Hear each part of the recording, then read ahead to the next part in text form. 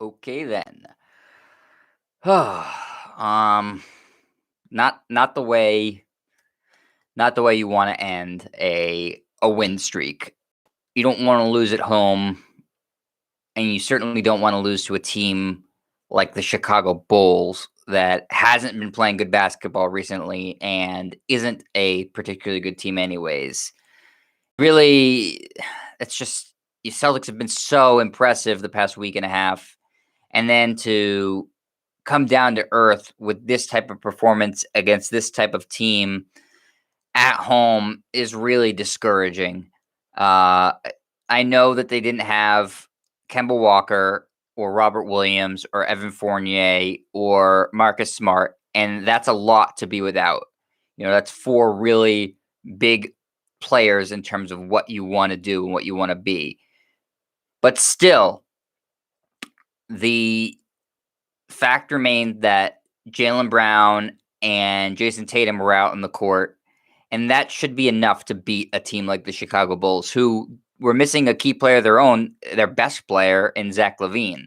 Uh, that certainly evens out more than enough in my mind. And it's a game that the Celtics had their opportunities to win multiple times, and because of poor shooting or being careless with the basketball and turning the ball over too much, that uh, they lost this game 96-102 to, again, this Bulls team coming into the game was 23-33, not a quality team by any stretch, and missing their best player. So you're coming off of this high of, wow, look, the Celtics are really rolling. They're fighting. They're beating some quality teams. They're beating good teams on the road. This should be one that you just chalk up because you're looking ahead to the next two games, right? And you're saying, well, man, they have Brooklyn, who might be without some players of their own, and Phoenix coming up. That's probably should be the toughest two-game stretch of the season. You really need to bank this win because who the heck knows if you're going to even be competing with those other teams. If Brooklyn has played like the way they played against the Celtics the prior two times this season, they'll blow you out again. And Phoenix is playing as good a basketball as anybody in the league right now. They're the hottest team in the league. So this was one that you really needed to get. It would have extended the winning streak to 7 games. And then if you lost the next two, you kind of feel like, okay, those are two of the top teams of the league. We get it, but we at least take care of business against teams that were better than. And the Celtics should be better than the Bulls. But this was reverting back to the Celtics that have been, for the most part this season, frustrating to watch and, playing below their talent level. And that's exactly what you saw tonight. So, it's listen, you don't want to make a huge deal out of one game. And the Celtics have been playing really well recently, but it's not a game where you really had any business losing. And you had 18 points in the second quarter, 18 points in the third quarter. That's just not acceptable against a team like Chicago. That's by no means a world beater defensively. And your defense was fine, most part, because Chicago doesn't really have much in the way of offense, especially without LaVine. But it was the offense that was just, it shouldn't have been dragging ass as much as it was today. I know that you didn't have Kemba and Fournier and Williams and Smart. But again, you had your big two weapons in Tatum and Brown, and you just weren't able to get it done. And the ball, the ball just wasn't going down for Tatum tonight. That happens, but then other guys need to step up, and basically only Jaylen Brown and to a lesser degree Peyton Pritchard stepped up to the scoring plate. So frustrating loss. I see you in the chat there, Leonard. I know you're frustrated too. As you and I usually have the same opinions with the Celtics. It's not a good game to drop, and it's certainly now you're looking at potentially having a 3-game losing streak if they if Brooklyn does what they're supposed to do and Phoenix does what they're supposed to do. That's that's not a good way to come off of a 6-game win streak, is by having a 3-game losing streak. That shows that you're not a consistent team. So not a positive or encouraging thing from the Celtics tonight. Let's go into the box score. Your starters tonight, keeping in mind that there were a lot of guys missing. Semi Ojeleye, Jason Tatum, Tristan Thompson, Peyton Pritchard. I was glad to see him get a start, and Jaylen Brown. Ojeleye, 19 minutes, 8 points, 2 of 4 from 3, 3 of 7 from the floor, 3 rebounds, and assist and steal. Didn't give you all that much, but certainly not his worst performance of the year. Jason Tatum did have his first career triple-double, 14 points, 10 assists, 13 rebounds. It did come at the expense of he was dreadful shooting the ball tonight after he's been so hot recently. 3 of 17 from the floor, 1 of 4 from 3, 5 turnovers. So yeah, he had the triple double, but not a good night for Tatum.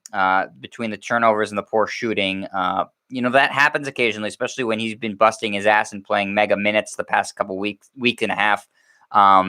You're allowed to have an off shooting night, and that shows the maturation of his game is that even though he wasn't shooting the ball well, he did dish out 10 dimes and get 13 rebounds. So that's certainly good, and it's just, sometimes you miss your shots, but the 5 turnovers is too much. Regardless if you're missing shots, you can't turn the ball over that much. Tristan Thompson, 5 of 6 from the floor, 5 rebounds, 11 points, block. I don't get why the rebounds have been so low for Tristan recently. He needs to he's a presence in the paint. He should be boarding more successfully. So that's a little disappointing. Peyton Pritchard did well in this start tonight, which is a very encouraging sign. And I've been dying for him to start when Kemba misses time. I don't know why Brad refuses to do it, but tonight he was sort of forced into it. 14 points for Pritchard, 5 of 8 shooting, 2 of 3 from 3, and 3 assists. You'd like to see the assist numbers go up a little bit if he's playing that lead guard spot, but 14 points is certainly solid for Pritchard. Jaylen Brown was the best player in the Celtics tonight. He played 37 minutes, 10 of 15 from the floor, 3 of 4 from 3. 4 rebounds, an assist, a steal, and 23 points. So it's a solid game from Jaylen, but not enough. Looking at the bench, Jabari Parker played pretty well tonight, just 16 minutes, but he did score 8 points, including one of the better plays of the night where he got a nice thunderous dunk on a good dish from Peyton Pritchard. He has 1 rebound and a block. You'd like to see the scoring go up a little bit as he gets more minutes and maybe contribute more on the rebounding side of things. So still work in progress. Obviously, I don't even think he's at a practice with the team. So so far, I like what I see from Parker. No complaints at all. Certainly adds more of a scoring punch than anything they had. Grant Williams, I thought, played a very poor game tonight. 22 minutes, 1 of 6 from the floor, 1 of 4 from 3, 5 points, 2 rebounds, a steal. Didn't play particularly good defense. Had a couple bad flops. Had picked up a technical foul. Ruined a fast break. That was a 3-on-2. He's the worst fast break player, I tweeted this out, that I've ever seen. I mean, really, it's embarrassing seeing him in the fast break. He's slow. He doesn't have great hands. He doesn't make the smart decision where the pass or shoot. He's like a fast break killer. I continue to be baffled and frustrated with the amount of minutes he plays. He had 22 tonight. He's just not. He seems like a great guy. Again, I don't like to bash the guys in the Celtics. I mean, I love this team, but I just can't. Man, I just don't like his game at all. I don't think it's a good fit for the team. I don't think he's an NBA level player in a lot of ways. He plays way too much. I think he hurts the team more than he helps the team, if I'm being honest. Aaron Nesmith, 4 minutes, useless, no points. Luke Cornett, 10 minutes, 2 points, 1 just on. I don't even know how he got those 2 points. How did he do it? Free throws? No, he hit a field goal. So nothing there. Tremont Waters, I thought was 8 minutes. He was 3 of 3 from the floor, 9 points, including making a great decision to accelerate to the basket late and get a nice 2 points in a clutch moment. He hit his only 3. This was night and day from the game against the Lakers, where he looked like actual dog crap and almost single-handedly lost the game for the Celtics. He was really good tonight. Speed is where he's excels. He's a blur on the court. He's really fast. He's just so undersized and makes poor shot selection sometimes. But tonight he was good. And Romeo Langford played 21 minutes and really stunk it up. 1 of 5 from the floor, 0 of 2 from 3, 2 points, minus 10 in the plus minus. 5 rebounds, 3 assists, 2 steals. Those are nice numbers. But the 3 he missed was a big shot. He was wide open in the corner. If he can't hit that 3, the Celtics need somebody to reliably hit that 3-pointer, that corner 3 on a regular, consistent, reliable basis. All these good teams in the East, and for the most part, the good teams in the NBA, have a guy or two that they know will hit that corner 3 reliably. Milwaukee has a bunch of them. The Nets obviously have Joe Harris, who can shoot 3s from all over. Philly has gotten Seth Curry, and Danny Green can do that. The Celtics don't have that. They were hoping it was Nesmith. So far, he hasn't lived up to the bill. Ogilvy was hot early from that spot. He's not reliable there. And Langford had a perfect opportunity to hit it, and his shot looks broken. His shooting arm, it just accelerates too far upwards. I know I'm not a shooting coach by any means, but I do know when a shot is broken, and that shot's broken. If you watch him, he extends his shooting hand too high into the air. It makes for an awkward rimmy release where it's catching too much rim. And it's something that the Celtics are going to have to coach out of him, or he's not going to be able to last long in the NBA. Because as gifted as he seems defensively, if he can't shoot, if it's completely broken, he can't play. You can't be in the NBA and log important minutes for a team and have no ability to shoot the basketball, unless you're Ben Simmons, I guess. But he's also like a 6'8" or 6'10" point guard, so a little bit different there. And gets to the rim easy. Tremont Waters has not been, Romeo Langford's not Ben Simmons. I was really disappointed that he missed that shot. That could have been a really big confidence builder, but I'm not surprised because, like I said, the shot, watch it, it's broken. It's not he came into the league with a broken shot. He hasn't been able to fix it. That's not encouraging at all. And that all amounted to a 102-96 final. Celtics lose.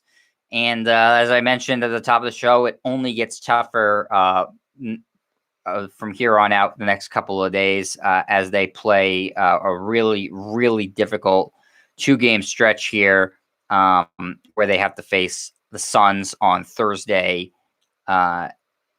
And then they go to Brooklyn on Friday. So really tough back-to-back. Then you get a little bit more lenience in the schedule with Charlotte, Oklahoma City, Charlotte, San Antonio. But not a good one to drop by any stretch. Not a good one at all.